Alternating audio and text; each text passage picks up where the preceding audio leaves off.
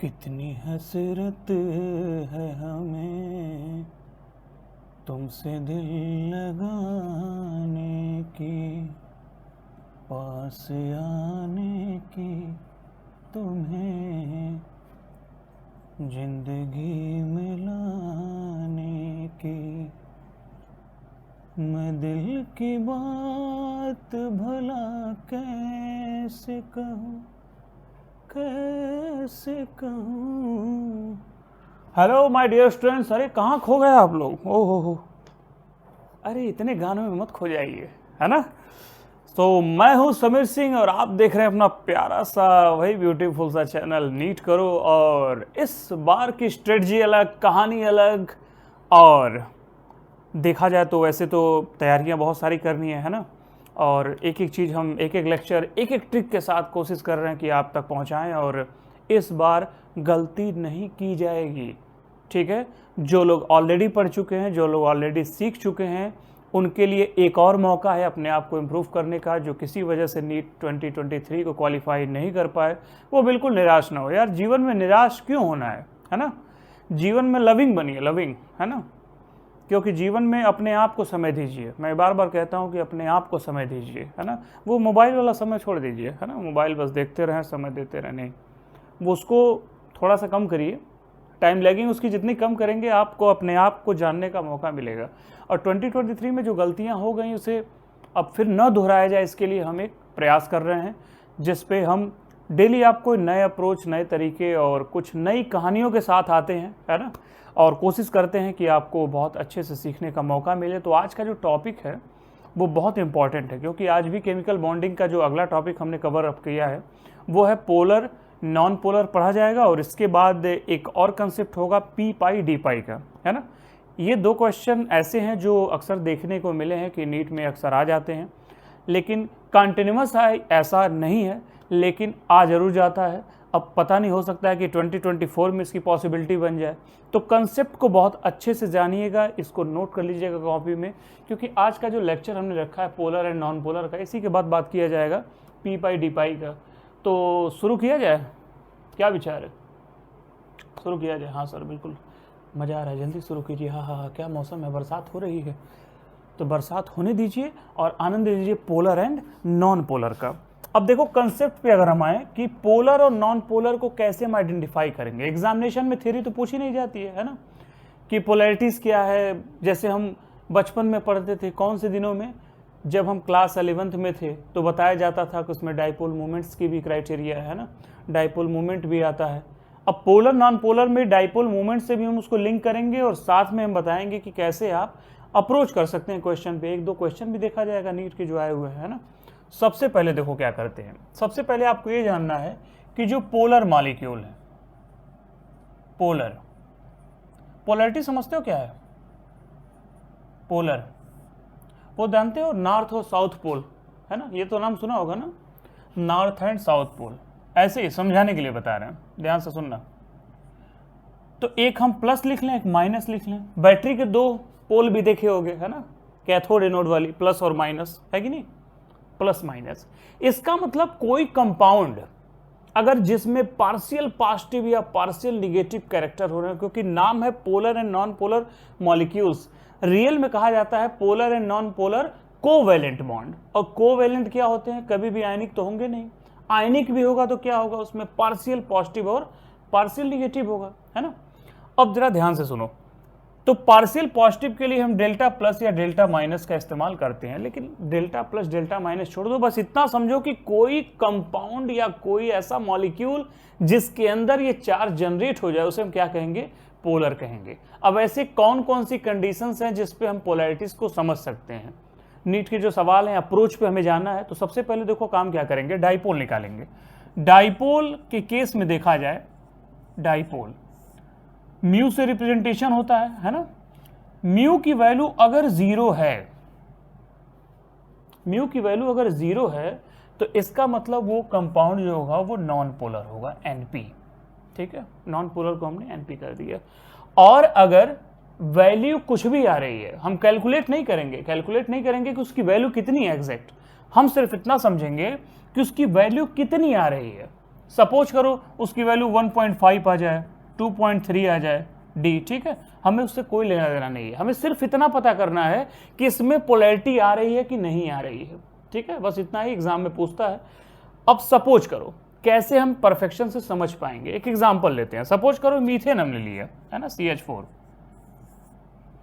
इसके लिए आपको सबसे पहले वीडियो के नीचे डिस्क्रिप्शन में लिंक मिल जाएगा, अगर आपने VSEPR नहीं पढ़ा है अभी भी, है ना, जो कि अभी मैंने सारा लेक्चर लगभग VSEPR का खत्म कर दिया विद नीट के क्वेश्चन के साथ, ठीक है, सारा चीज खत्म कर दिया। तो आप एक बार उसकी ज्योमेट्री शेप देख के आ जाइए, उसके बाद इस लेक्चर को समझिए तो बड़ा मजा आएगा, आनंद आएगा, है ना। CH4 इसकी ज्योमेट्री हमने बताया था टेट्राहेड्रल बनती है ना, टेट्राहेड्रल CH4। अब बहुत ध्यान से सुनना, अगर किसी कंपाउंड की ज्योमेट्री, है ना, ज्योमेट्री परफेक्शन के साथ बनती है, परफेक्ट बनती है, परफेक्ट समझ रहे हो, परफेक्शन का मतलब यह है कि कार्बन है सेंट्रल एटम, है ना, थोड़ा सा कलर बना लेते हैं, कार्बन है सेंट्रल, और ये हाइड्रोजन चार जो देख रहे हो ये चारों क्या है, सिमिलर है। ऐसे केसेस में हमेशा डाइपोल 0 होगा, डाइपोल क्या होगा, 0 होगा, यानी परफेक्ट ज्योमेट्री हो जाए और साथ में जो सराउंडिंग एटम है वो इक्वल हो जाए। अब ऐसी भी कंडीशन हो सकती है कि कुछ ऐसे कंडीशंस हैं जिसमें 2-2 हो जाएं। सपोज करो ये 2 एटम एक साथ रहें, 2 एटम एक जैसे हो, जैसे अगर एग्जांपल लें CH2Cl2, अगर ये मान लो कंपाउंड दे दिया और पूछ दिया कि बताइए कि इसका डाइपोल 0 होगा कि नहीं होगा, ऑफ कोर्स होगा। क्यों होगा, समझना है इसको, है ना। इसको समझने के लिए हम क्या करते हैं, CH2Cl2 को यहां ड्रॉ कर लेते हैं, सिमिलर है ना। अब हम जानते हैं कि क्लोरीन की इलेक्ट्रोनेगेटिविटी कार्बन से तो एटलीस्ट ज्यादा होगी, है ना, और हाइड्रोजन का इलेक्ट्रोनेगेटिविटी कम होगा। तो हाइड्रोजन और हाइड्रोजन आपस में एक दूसरे को कैंसिल करेंगे अपने इफेक्ट को, है ना, और क्लोरीन क्लोरीन आपस में एक दूसरे के इफेक्ट को कैंसिल करेंगे। नेट जो चार्ज होगा, है ना, जैसे कहा जाए झगड़े हो या प्रेम हो, है ना, बराबरी का हो तो फिर क्या होता है, बहुत ज़्यादा समस्या नहीं होती है। लेकिन अगर कहीं ऊपर नीचे हो गया तो, हाँ, ऊपर नीचे हो गया तो फिर कयामत आ जाती है, कयामत से कयामत तक हो जाता है। तो यहाँ क्या होने वाला है, कयामत नहीं होने वाला है, यहाँ पे मजा आने वाला है। देखो 2 हाइड्रोजन है आपस में बहुत आराम से मिल रहे हैं, आराम से मिल रहे हैं, एक दूसरे के इफेक्ट को क्या कर रहे हैं, कैंसिल आउट कर रहे हैं। क्लोरीन क्लोरीन क्या कर रहे हैं, तू आ जा, झलक दिखला जा, तो झलक दिखला दिया। ये क्लोरीन क्लोरीन आपस में मिलके क्या हो गया, आराम से डाइपोल को 0 करने के काम दे देंगे, है ना, यानी इसका डाइपोल हमेशा 0 आएगा। ऐसे केसेस में कहा जाएगा कि ये जो दोनों कंपाउंड होंगे वो क्या होंगे, नॉन पोलर होंगे, यानी इसमें पोलैरिटीज नहीं आएगी, यानी वैल्यू आएगी ही नहीं, वैल्यू हमेशा क्या होगी, 0 होगी। यहां तक कोई दर्द, कोई समस्या, कोई परेशानी नहीं है। सपोज करो मैंने इसी कंपाउंड को ऐसे ले लिया, CHCl3 क्लोरोफॉर्म ले लिया, है ना, बेहोश मत होना, इधर देखो CH, और सपोज करो मैंने यहाँ पे 3 Cl ले लिया। अब क्या विचार है इस पर, प्रैक्टिस करो, उसके बाद नीट के क्वेश्चन पे आएंगे। अब 2 तो क्लोरीन आपस में इफेक्ट को 0 कर सकते हैं, नो डाउट। अब देखो H और Cl हो गया तो यहां प्रॉब्लम आ गई, है कि नहीं। तो एटलीस्ट कुछ तो वैल्यू आएगी, ये तो कंफर्म है, कुछ वैल्यू आनी है इसकी। कितनी आएगी उससे हमें कोई लेना देना नहीं है, लेकिन आएगी जरूर। इसका मतलब होगा कि इसका म्यू 0 नहीं होगा, और अगर ये 0 नहीं होगा तो इसका मतलब ये पोलर होगा, है कि नहीं, पोलर होगा। सिमिलर वे के अकॉर्डिंग चलो जरा कार्बन डाइऑक्साइड का बताओ, लगे हाथ।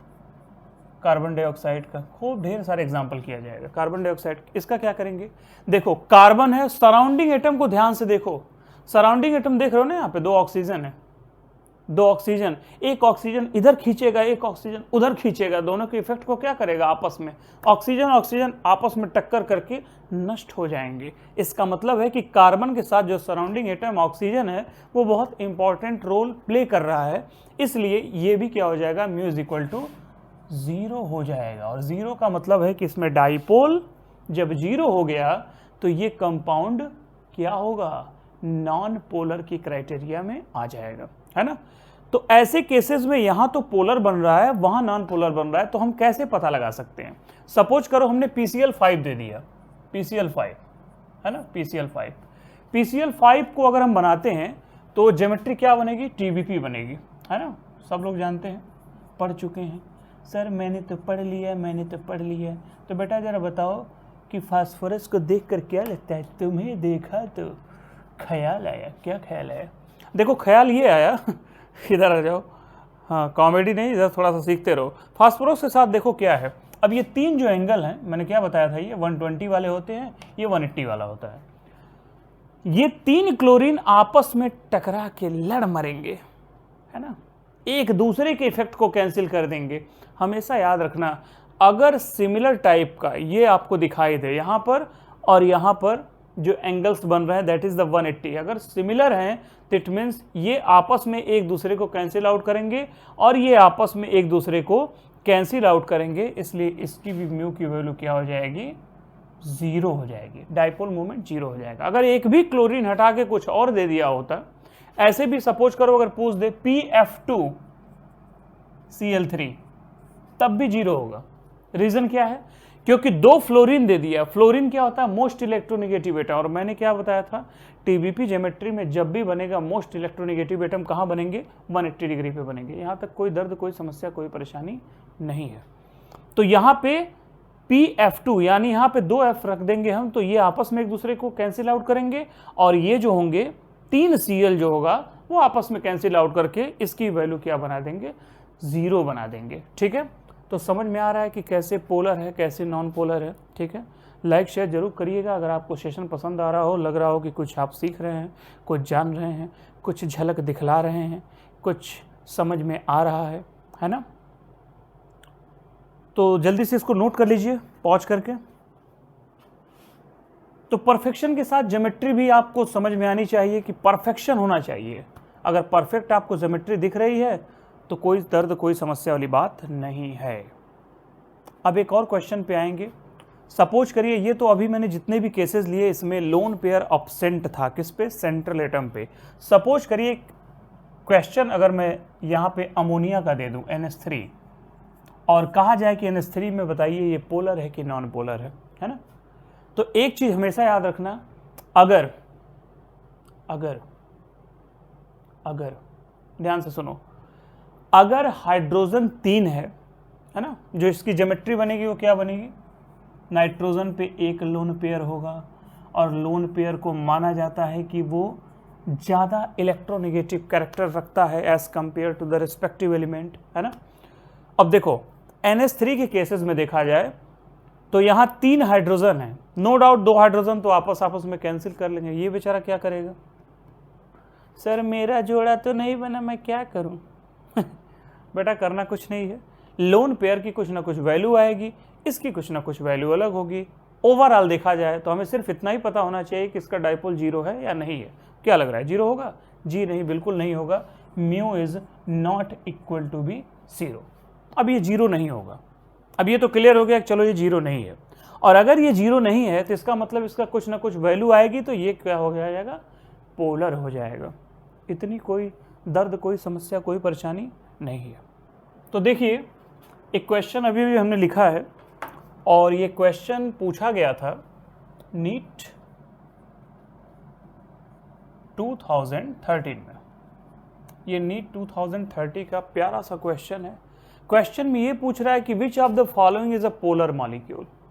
अब इसको जरा देखिए और सॉल्व करने की कोशिश करिए जो अभी तक हमने बताया है। अगर आपको VSEPR आता है तो तुरंत इसे क्या करेंगे, लगा के खत्म कर देंगे, उड़ा देंगे सीधे, है ना, उड़ा दो। चलो BF3 पहला ऑप्शन दिया है, BF3 क्या लगता है, पोलर होगा? पोलर होने के लिए क्या कंडीशन हमने बताई है, परफेक्ट ज्योमेट्री फिलहाल नहीं होनी चाहिए। परफेक्ट ज्योमेट्री होने के साथ साथ जो सराउंडिंग एटम है उसमें कुछ ना कुछ गड़बड़ होना चाहिए। BF3 स्ट्रक्चर कैसे बनेगा इसका, BF3 का देखो, ये परफेक्ट ज्योमेट्री है ना। BF3 देखो, फ्लोरीन फ्लोरीन फ्लोरीन ये आपस में एक दूसरे के इफेक्ट को क्या करेंगे, कैंसिल आउट करेंगे। बोरान में अगर F2 के साथ एक Cl लिख दिया होता तो ये क्या हो गया होता, पोलर हो गया होता। लेकिन यहाँ पे क्या हो गया, 3 फ्लोरीन बना दिया, परफेक्शन बना दिया, सिमिलर टाइप के एलिमेंट हो गए, तो ये हमेशा परफेक्ट ज्योमेट्री जो होगी, जैसे BF3 हो गया, है ना, ट्राइगोनल प्लेनर है, इसका मतलब ये क्या होगा, पोलर नहीं होगा। सेकेंड आ जाते हैं SF4 में। SF4 की ज्योमेट्री हमने क्या बताई थी आपको, SF4 सीसा होता है। तो चलो SF4 का बना ही लेते हैं थोड़ा सा, है ना। देखो सीसा होता है लेकिन दिखता कैसा है, वो TBP की तरह दिखता है। अब अपने तेज दिमाग का यूज करके बताओ, ये जो SF4 हमने बनाया है तो इसमें ये तो आपको पता है ना, ये वाला, अरे तू कहाँ जा रहा है, रुक जा। तो थोड़ा सा हम इसको बनाने की कोशिश कर रहे हैं, इस एंगल को। चलिए भावनाओं समझिए इसके, है ना। चलो ये जो फ्लोरीन है ये 180 डिग्री आपस में एक दूसरे के कैंसिल आउट करेगा, लेकिन फ्लोरीन फ्लोरीन ये लोन पेयर आ गया, ये मामला गड़बड़ हो गया, है कि नहीं। यहां भी अगर फ्लोरीन रहा होता तो काम फिर भी गड़बड़ होता, क्योंकि तब ऑड इलेक्ट्रॉन बचता। सपोज करो यहाँ ऑक्सीजन अगर होता, ऐसे ही हाइपोथेटिकल हमने ले लिया, ऑक्सीजन रहता तो 2 बॉन्ड बनाता, तो ये एटलीस्ट क्या होता, कवर अप हो जाता। लेकिन प्रॉब्लम क्या होती है, फ्लोरीन फ्लोरीन यहाँ ऑक्सीजन होता। तो इसका मतलब ये है कि ये परफेक्ट ज्योमेट्री तो जरूर है, लेकिन यहाँ लोन पेयर आने की वजह से पोलैरिटीज में चेंजेस देखने को मिलेंगे। इसका मतलब ये कंपाउंड क्या होगा, पोलर होगा, इसलिए यही आंसर ठीक होगा। लेकिन आगे भी जरा चेक कर लेते हैं SiF4 का, XeF4 का। SiF4 कैसा दिखता है, तुझमें रब दिखता है, सिलिकॉन टेट्राफ्लोराइड। कैसे, सिलिकॉन किस फैमिली का है, कार्बन फैमिली का है। कार्बन के नीचे क्या होता है, सिलिकॉन। अगर कार्बन 4 बॉन्ड बना सकता है तो सिलिकॉन कितना बनाएगा, सर 4 बनाएगा। ठीक है बेटा, 4 बना लिया, कोई दिक्कत नहीं है, 4 बॉन्ड बनाएगा। फ्लोरीन भी 4 है, 0 हो गया। इसका मतलब क्या होगा, परफेक्ट ज्योमेट्री हो गई। ये भी क्या होगा, पोलर नहीं होगा, है ना, CH4 की तरह से है, जैसा कि हमने यहां बनाया हुआ है। कहां गया, ये रहा CH4। अब आते हैं XeF4 में, ये कैसा बनता है। इसको हमने क्या बताया था, जब XeF4 की जब ज्योमेट्री हम बता रहे थे आपको, तो Xe हम मिड में लिखेंगे, फ्लोरीन हमने बताया था 4 ऐसे लिखेंगे, है ना। कोई दर्द, कोई समस्या, कोई परेशानी नहीं होगी। 4 ये हो गया, एक लोन पेयर ऊपर होगा, एक लोन पेयर नीचे होगा, झगड़ा बराबर होगा, और दोनों क्या होंगे, दोनों क्या होंगे, दोनों झगड़ा करके क्या हो जाएंगे, परास्त हो जाएंगे।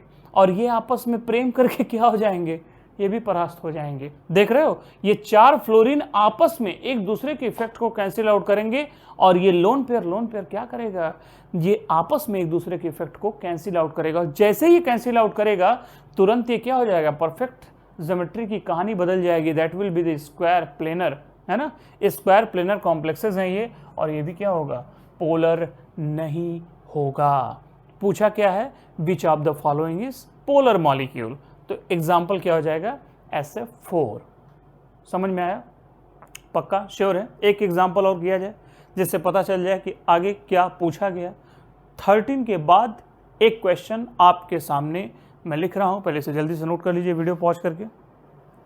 कर लिया, तो अब देखिए आपके सामने ये सवाल है। ये क्वेश्चन पूछा गया था नीट 2014 में, यानी इसी के नेक्स्ट ईयर में ये क्वेश्चन पूछा गया। 2014 का प्यारा सा क्वेश्चन है, चलिए इसको किया जाए, है ना। चलो क्वेश्चन में क्या है, which of the following molecule has the maximum dipole moment. देखो क्वेश्चन में क्या पूछा है, मैक्सिमम डाइपोल।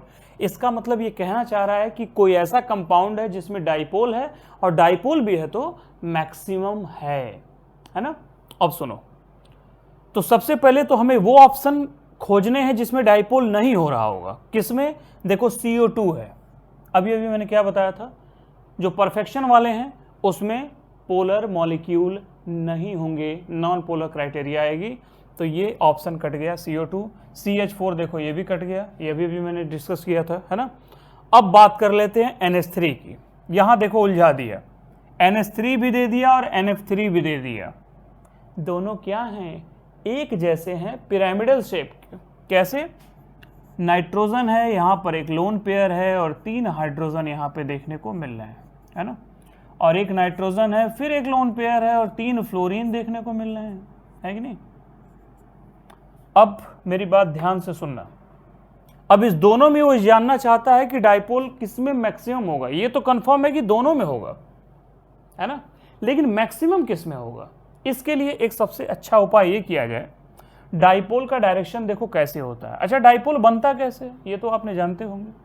डाइपोल बनता है, ये एक एरो होता है ना, वेक्टर क्वांटिटीज जानते हैं ना, और इस पे ऐसे बना होता है। अगर समझाने के लिए समझाया जाए तो इसको हम यहां से अगर इरेज कर दें, हटा दें, तो कैसा दिख रहा है सर, ये तो प्लस दिख रहा है ना, प्लस दिख रहा है। तो इसका मतलब ये हुआ कि ये जो एरो जा रहा है इधर, ये किधर बता रहा है, प्लस से माइनस की तरफ जा रहा है कि नहीं, प्लस से माइनस की तरफ। तो आपको इन कंपाउंड्स में ये देखना है कि प्लस कौन है, माइनस कौन है। अब प्लस माइनस कैसे पता लगेगा, मीन्स इलेक्ट्रोनेगेटिविटी किसकी ज्यादा है और किसकी कम है। इलेक्ट्रोनेगेटिविटी अगर ज्यादा होगी सेंट्रल एटम से, बहुत ध्यान से सुनना, सेंट्रल एटम से अगर किसी की इलेक्ट्रोनेगेटिविटी ज्यादा होगी, ठीक है, तो वो इलेक्ट्रॉन को क्या करेगा, सेंट्रल एटम से अपनी तरफ खींचेगा। भाई जो पावरफुल आदमी होता है क्या करता है, कमजोर का इलेक्ट्रॉन लेके क्या करेगा, आ जाएगा, है ना, खींच दिया पकड़ के ठीक है। तो फिर क्या होगा, ऐसे केसेस में माना गया है कि डाइपोल मोमेंट की वैल्यू बढ़ जाती है ना। और अगर कोई क्या करे, प्यार से प्यार से क्या करे पता है, इलेक्ट्रोनेगेटिव एटम हो, सेंट्रल एटम अगर इलेक्ट्रोनेगेटिव ज्यादा हो तो प्यार से क्या करेगा, ये सराउंडिंग एटम वाले का इलेक्ट्रॉन अपनी तरफ खींच लेगा। और जब अपनी तरफ खींचेगा तो इसका मतलब क्या हुआ, इलेक्ट्रॉन अपनी तरफ खींच रहा है, इसका मतलब अपने पास बुला रहा है, और बुलाएगा तो डाइपोल क्या करेगा, कम कर देगा। ऐसा ऑब्जर्वेशन किया गया है ना। तो सेंट्रल एटम के सराउंडिंग जरा देख लेते हैं। नाइट्रोजन हमें पता है कि दोनों में कॉमन है ना, मजेदार बात है, लोन पेयर भी कॉमन है। लोन पेयर की जो वैल्यूज है, इलेक्ट्रोनेगेटिव वैल्यू लगभग ज़्यादा मानी गई है। तो हम हमेशा क्या करेंगे, जो डायरेक्शन बनाएंगे वो ये मान के चलेंगे, ऐसे बनाएंगे। समझने के लिए बता दे रहे हैं, जैसे आप अगर बनाना चाहो इसको तसल्ली के साथ, ठीक है, वैसे बना के टाइम वेस्ट ही होगा, लेकिन कंपटीशन में इतना टाइम नहीं मिलता है कि आपको ये बनाना है। फिलहाल ये क्लास चल रही है तो मस्ती के साथ पढ़ लो, सीख लो, फिर काम आसान हो जाएगा, है ना। तो ये देखो, यहाँ पर अगर हम इसको एरो बनाते हैं तो ये this is the plus symbol, ये माइनस का इंडिकेशन ये दिखा रहा है कि लोन पेयर जो होगा वो इलेक्ट्रोनेगेटिव एटम ज़्यादा होगा, इलेक्ट्रोनेगेटिविटी ज़्यादा होगी उसकी as compared to central atom. Hydrogen का नाइट्रोजन के रेफरेंस में देखा जाए तो इसकी इलेक्ट्रोनेगेटिविटी क्या होगी, हाइड्रोजन नाइट्रोजन की तरफ ट्रांसफर करेगा अपने इलेक्ट्रॉन्स को, है ना, ऐसे। तो तीनों एरो ऐसे बन जाएगा, है कि नहीं। देखो, चलो थोड़ा सा कलर चेंज कर देते हैं। अच्छा, इसका जरा देखा जाए, इसका भी वही कहानी होगा। नाइट्रोजन का ये तो अपवर्ड डायरेक्शन में जाएगा। फ्लोरीन के केसेस में देखा जाए तो क्या हमें देखने को मिल रहा है, फ्लोरीन के केसेस में अगर देखोगे तो तुमको ये चीज समझ में आएगा कि ये इलेक्ट्रॉन को क्या कर रहा है, नाइट्रोजन से भी खींच दे रहा है बाहर। क्यों खींच रहा है सर, ये फ्लोरीन है, मोस्ट इलेक्ट्रोनेगेटिव एटम है। तो दोनों में से बताओ किसकी वैल्यू ज़्यादा। अभी जो पढ़ा है आपने, अगर सेंट्रल एटम के अलोंग अगर मोस्ट इलेक्ट्रोनेगेटिव एटम है तो वो सेंट्रल एटम के भी डेंसिटीज को क्या करेगा, अपनी ओर खींच लेगा, और म्यू की वैल्यू क्या करेगा, बढ़ा देगा, इंक्रीज कर देगा। इसका मतलब ये हो गया कि NF3 इज द आंसर, है ना। एक क्वेश्चन और करते हैं, समझ में आया ये। सेशन पसंद आ रहा हो तो लाइक शेयर जरूर कर दीजिएगा, लोगों को भी बता दीजिएगा कि फ्री अवकाश पढ़ने का ये सुनहरा ऑफर हम आपको दे रहे हैं 2024 में। और एकदम मस्ती के साथ हम लोग पढ़ेंगे, पूरे सेशन पढ़ेंगे, आराम से पढ़ेंगे, तसल्ली से पढ़ेंगे, और धीरे धीरे क्वेश्चन की प्रैक्टिस करते रहेंगे। एक एक चीज़ों का नोट्स बनाते रहिएगा, बैठ के आराम से लिखते रहिएगा। फिर जब हम संडे वार्ता करेंगे तो आपसे पूछेंगे कि कोई दर्द, कोई समस्या, कोई परेशानी है कि नहीं है ना। एक क्वेश्चन और करें, पोलर नॉन पोलर का एक और किया जाए, ठीक है। तो देखो, एक क्वेश्चन अभी हमने लिखा है और इस क्वेश्चन को जरा सॉल्व करने की कोशिश करिए।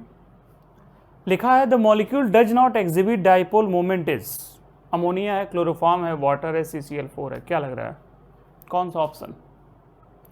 ऑप्शन में क्या दे रखा है, पहले तो क्वेश्चन पूछ रहा है कि does not exhibit dipole moment, मतलब किसका डाइपोल मोमेंट 0 होगा, यही बता दीजिए, काम फाइनल हो गया, है ना। देखो, अमोनिया NH3, अभी अभी हमने क्या बताया कि इसमें डाइपोल मोमेंट पाया जाता है, ये ऑप्शन कट गया। क्लोरोफॉर्म CH Cl3, अभी एग्जाम्पल के साथ हमने बताया था क्लोरोफॉर्म का भी डायपोल मोमेंट कुछ ना कुछ आएगा, है ना। तो इसका मतलब ये भी ऑप्शन नहीं होगा। वाटर है, पोलैरिटी इसमें भी पाई जाती है, ठीक है, लोन पेयर की वजह से, है ना, तो ये भी ऑप्शन नहीं होगा। लेकिन CCl4 क्या लग रहा है, नॉन पोलर होगा, डज नॉट एग्जिबिट पोलैरिटीज, क्योंकि CCl4 क्या है, परफेक्ट ज्योमेट्री है। देखो कार्बन के साथ क्या है, 4 क्लोरीन है, 4 क्लोरीन, 1 2 3 4, है ना। चारों क्या करेंगे, आपस में एक दूसरे के इफेक्ट को कैंसिल आउट करेंगे, जैसे CH4 था उसी तरह क्या हो जाएगा CCl4। तो इसका मतलब क्या हो गया, ये CCl4 is the correct answer. कर लेंगे आप। तो थोड़ा सा लेक्चर लंबा हो गया, लेकिन उम्मीद करते हैं कि आपको समझ में आ गया होगा। तो एक काम करते हैं, पी पाई डी पाई एक फ्रेश कंसेप्ट है ना, उसको हम नेक्स्ट सेशन में रखते हैं, यानी कल हम बात कर लेंगे पी पाई डी पाई की, और उसके बाद हम लेक्चर में आएंगे। तो आगे का लेक्चर बहुत ज़्यादा इंपॉर्टेंट है, जिसमें हम बात करेंगे मॉलिक्यूलर ऑर्बिटल थियरी के, जिसमें पैरामैग्नेटिज्म डायमैग्नेटिज्म कैसे हम कंपाउंड में निकालते हैं, और साथ में एक बॉन्ड ऑर्डर से रिलेटेड क्वेश्चन आता है, उसके बारे में बात कर लिया जाएगा। बॉन्ड लेंथ, बॉन्ड स्ट्रेंथ उसी से सॉल्व हो जाएगा, है ना। अब धीरे धीरे ये यूनिट लगभग समाप्त होने को है, लगभग 4 या 5 लेक्चर के आसपास और होगा, जिसको हम धीरे धीरे करके आराम से ख़त्म कर लेंगे, है ना। तो आप मस्ती के साथ पढ़ते रहिए, मस्त रहिए, व्यस्त रहिए जीवन में। जीवन में सबसे अच्छी बात यह है कि आप अगर व्यस्त हैं तो फिर आपको कोई भी न दुख होगा, न दर्द होगा, न परेशानी होगी, न समस्या होगी, है ना। तो एटलीस्ट आप व्यस्त रहने की कोशिश करिए। अपना जीवन कैसे रेगुलेट करना है, अभी जो तैयारी कर रहे हैं उस पर कितना फोकस करना है, कितना काम करना है, वो एक एक चीज़ों को पैटर्न वाइज बना के काम करेंगे तो आपका काम बहुत आसान हो जाएगा, है ना। तो चलिए कल मुलाकात होती है फिर शाम 6 बजे। तो लाइक शेयर जरूर कर दीजिएगा अगर आपको सेशन पसंद आ गया हो। अगर कोई परेशानी हो, लग रहा हो कि सर कुछ समझ नहीं आया, तो थोड़ा सा वीडियो के नीचे डिस्क्रिप्शन में लिंक मिलेगा, वहाँ पे भी आप लिख सकते हैं, या फिर आप कमेंट सेक्शन में कमेंट करके हमें बता सकते हैं कि सर यहाँ पे थोड़ी सी इशू रह गई, तो उसे हम अगले लेक्चर में सॉल्व कर देंगे आपके लिए, है ना। मिलजुल के काम किया जाएगा हम और आप, तो फिर क्या किया जाए हम साथ साथ हैं। तो चलिए मिलते हैं कल शाम 6 बजे, तब तक के लिए पढ़ाई करते रहिए। All the very best, thank you.